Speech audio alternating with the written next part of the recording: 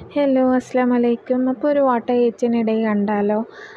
ഉച്ച മുതലുള്ള ഒരു ഓട്ട ഈച്ചിനിടയാണ്. ഉച്ചയ്ക്ക് ഗ്രീൻ പീസ് പെപ്പർ റൈസായിരുന്നു. റെസിപ്പി വേണമെങ്കിൽ പറഞ്ഞാൽ മതി. ഈസി ആയിട്ടുള്ളൊരു റെസിപ്പിയാണ്. അപ്പം അതും പിന്നെ ഗാർലിക്കിൻ്റെ പിക്കിളും ഒക്കെ ആയിരുന്നു ഉച്ചയ്ക്ക് കഴിച്ചിരുന്നത്. പിന്നെ വൈകിട്ടായപ്പോഴത്തേക്കും ചായ കുടിച്ചിട്ടുണ്ടായിരുന്നു. ചായയുടെ കൂടെ അങ്ങനെ സ്നാക്സ് ഒന്നും ഇല്ലായിരുന്നു. ചായ മാത്രമായിട്ട് കുടിച്ചിട്ടുണ്ടായിരുന്നു.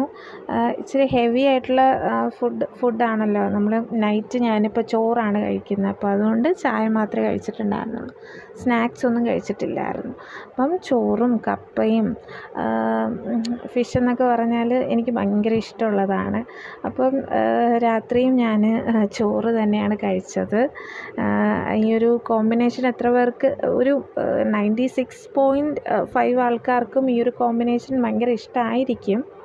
പിന്നെ ഇഷ്ടമുള്ളവർ കമൻറ്റ് ചെയ്യൂ, ഈ ഒരു ചോറും കപ്പയും മീനും ഒക്കെ കഴിക്കാൻ ഇഷ്ടമാണോ എന്ന്. അപ്പോൾ അതായിരുന്നു നൈറ്റ് കഴിച്ചിരുന്നത്.